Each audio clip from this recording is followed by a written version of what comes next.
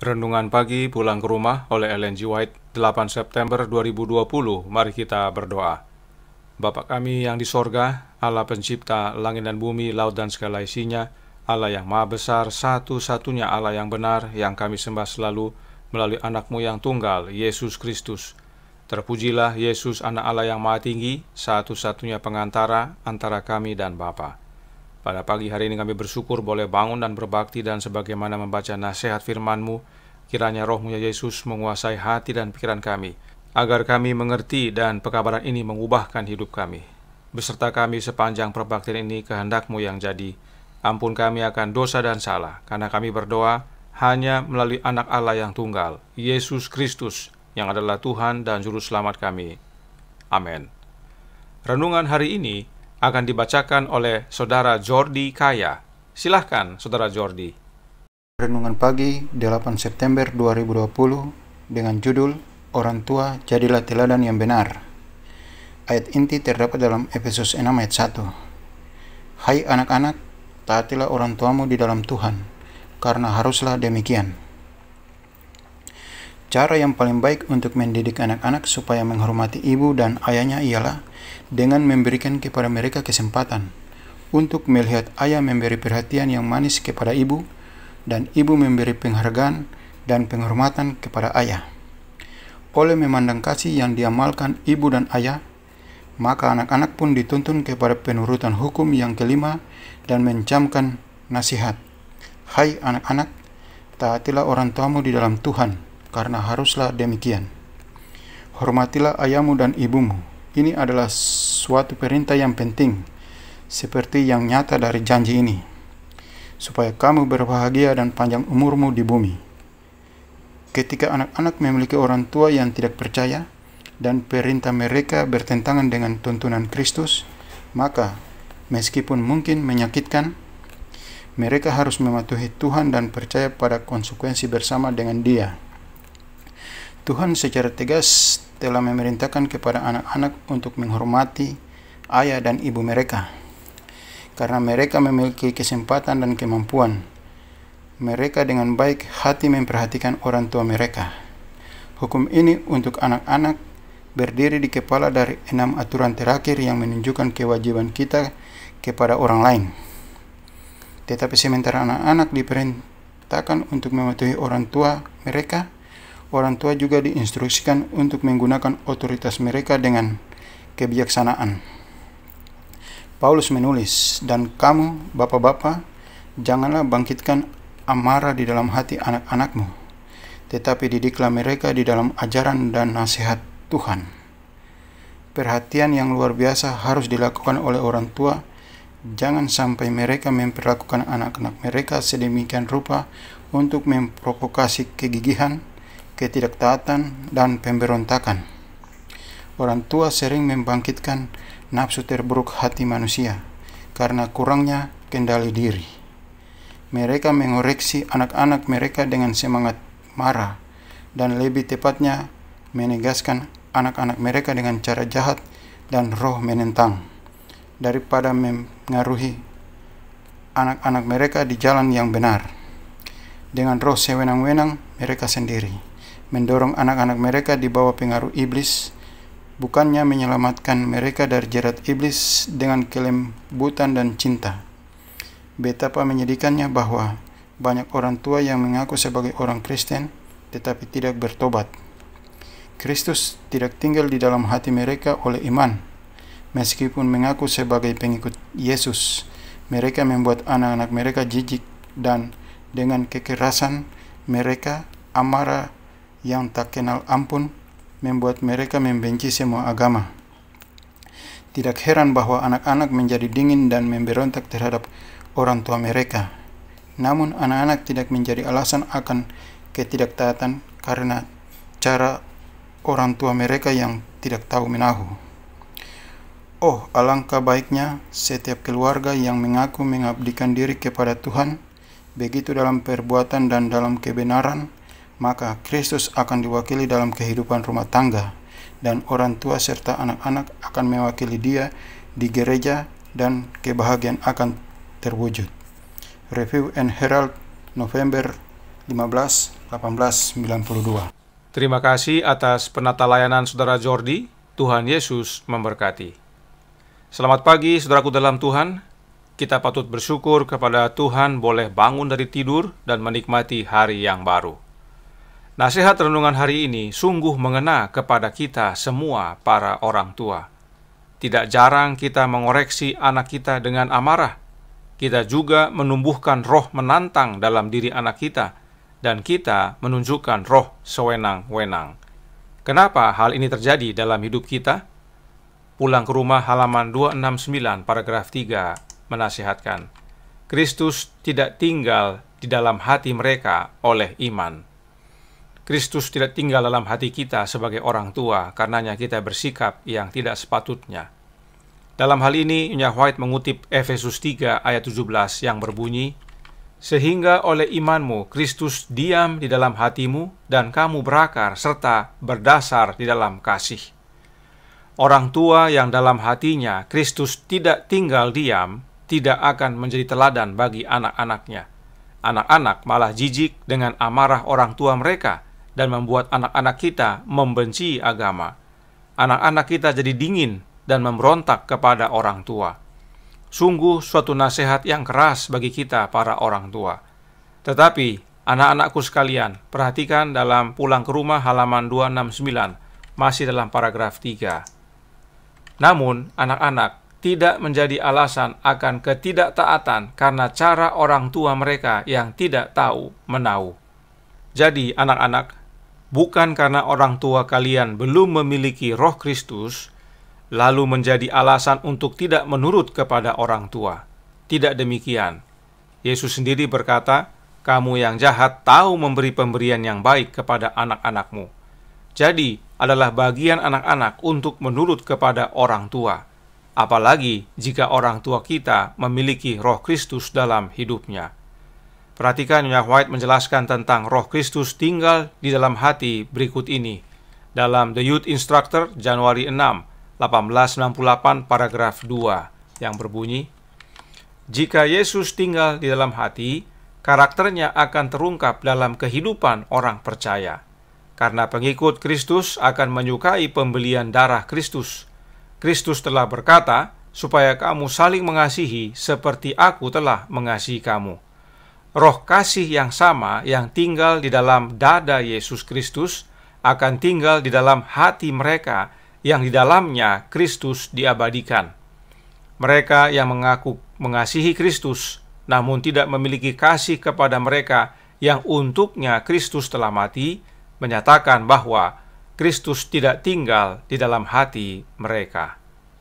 Mau mempunyai karakter Kristus dalam hidup ini? Miliki roh Kristus dan bukan roh yang lain. Mau mengasihi sesama? Miliki roh Kristus dan bukan roh yang lain. Dan bila kita mengaku mengasihi Yesus, tapi tidak mengasihi sesama kita, teristimewa anak-anak kita, maka Yesus tidak tinggal dalam hati kita. Kembali, bagaimana caranya Yesus tinggal dalam hati kita? Masih dalam artikel yang sama, Nyonya White menjelaskan.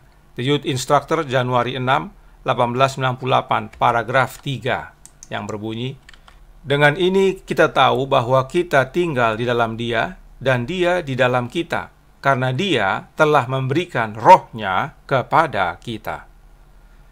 Saudaraku dalam Tuhan, adakah kita percaya akan hal ini? Banyak yang sudah dibingungkan dengan konsep Allah roh. Allah roh itu bukanlah roh Kristus. Alkitab dan Roh Nubuat tidak pernah menggunakan istilah Allah roh. Baru-baru ini dalam sebuah seminar, seorang pendeta pensiunan dari gereja Advent menjelaskan bahwa roh Allah dan Allah roh adalah sama. Mari kita bahas secara ringkas karena ini penting dipahami oleh umat agar jangan salah menerima roh. Berikut diskusi yang terjadi. Baik. Masih ada beberapa pertanyaan yang masuk kepada kita. Disebutkan seperti ini, yaitu adanya kesulitan daripada beberapa orang di dalam mempelajari Alkitab karena Alkitab tidak pernah menyebut Allah roh. ya, dan itu tidak pernah ditemukan. Yang adalah roh Allah, karena kata roh Allah itu seperti possessive of God, ya. Jadi kata roh Allah itu jadi roh yang dimiliki oleh Allah.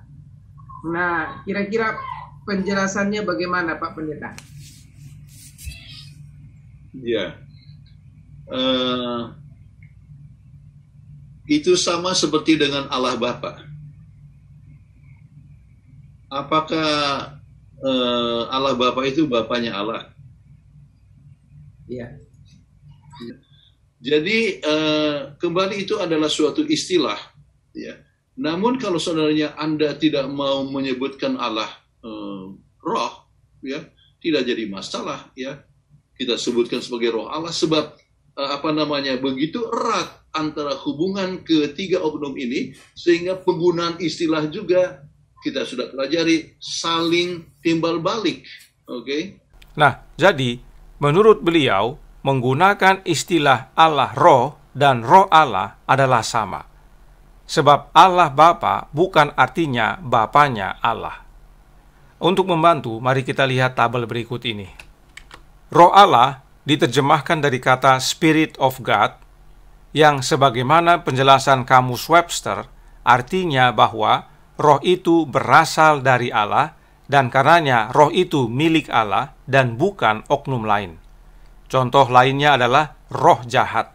Apakah roh jahat adalah oknum yang berbeda dari setan? Tentu tidak. Roh jahat itu adalah setan itu sendiri, sebab rohnya setan adalah jahat. Sementara kata Allah Bapa diterjemahkan dari kata God the Father, dan bukan Father of God. Kalau diterjemahkan dari kata Father of God, maka artinya adalah Bapanya Allah. Namun kata Allah Bapa diterjemahkan dari kata God the Father, yang menurut penjelasan Kamus Webster artinya Allah itu adalah Sang Bapa.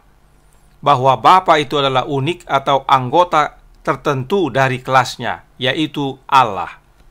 Nah, kata Allah roh bukan diterjemahkan dari kata Spirit of God, tetapi dari kata God the Spirit, yang artinya Allah itu Sang Roh atau roh itu adalah Allah. Penggunaan istilah ini tidak ada di dalam Alkitab dan tulisan Roh Nubuat. Yang ada dalam Alkitab dan tulisan Roh Nubuat adalah Spirit of God, yang artinya roh yang berasal dari Allah. Karenanya roh itu adalah rohnya Allah. Kemudian demikian juga dengan anak. Alkitab dan Roh Nubuat selalu menggunakan kata Son of God, yang artinya anaknya Allah, anak yang berasal dari Allah. Dan memang Alkitab ajarkan bahwa Yesus lahir atau diperanakkan dari Bapa. Alkitab dan Roh Nubuat tidak pernah menggunakan istilah God the Son atau Allah anak. Ini semua terkesan sepele, tetapi vital. Umat Allah harus pahami dan ketahui. Jadi, dari penjelasan singkat ini bisa kita lihat bahwa Allah roh dan roh Allah tidak sama. Demikian juga God the Father dan Father of God juga berbeda. Ingat, dalam bahasa Indonesia ada pedoman DM, diterangkan menerangkan. Itu sebabnya rumah makan dan makan rumah tidak sama. Tetapi bagi doktrin Trinitas itu bisa sama. Bisa lihat kebingungan yang dibuat oleh doktrin Trinitas. Ini penting umat Allah ketahui karena Roh Kristus tidak sama dan bukanlah Allah Roh. Dan Roh Kristus inilah yang dibutuhkan oleh setiap anggota keluarga dalam rumah tangga Kristen. Perhatikan sesuai pelajaran renungan pagi sebelumnya. Kita lihat ringkasan dalam tabel berikut ini. Yang pertama, mau persatuan dalam rumah tangga? Yang kita butuhkan adalah Roh Kristus dan bukan Allah Roh. Mau perubahan karakter dalam rumah tangga? Yang kita butuhkan Roh Kristus dan bukan Allah Roh. Mau jadi teladan dalam rumah tangga? Yang kita butuhkan adalah Roh Kristus dan bukan Allah Roh. Mau hidup kekal dan masuk surga? Yang kita butuhkan adalah Roh Kristus dan bukan Allah Roh. Di dalam rumah tangga yang kita butuhkan adalah Roh Kristus dan bukan Allah Roh. Pertanyaan, apakah Roh Kristus adalah Roh Kudus? Manuskrip Releases volume 14 halaman 84 paragraf 3 menjelaskan, Roh Kudus adalah Roh Kristus dikirimkan kepada semua manusia untuk memberi mereka kecukupan. Nyonya White tidak berkata Roh Kudus adalah Allah Roh. Tidak. Nyonya White tulis Roh Kudus adalah Roh Kristus. Jadi jangan bingung. Yang kita perlukan adalah Roh Kristus dan bukan Allah Roh. Apakah Roh Kristus adalah Roh Kudus? Sudah tentu, karena Kristus adalah kudus dan karenanya Rohnya adalah kudus. Kata kudus di sini menyatakan sifat daripada Roh itu. Sebagai penutup, saya ambil dari renungan pagi tanggal 18 September 2020. Pulang ke rumah halaman 279 paragraf 2 yang berbunyi, Roh Kristus akan menjadi suatu pengaruh yang tetap dalam kehidupan di rumah tangga.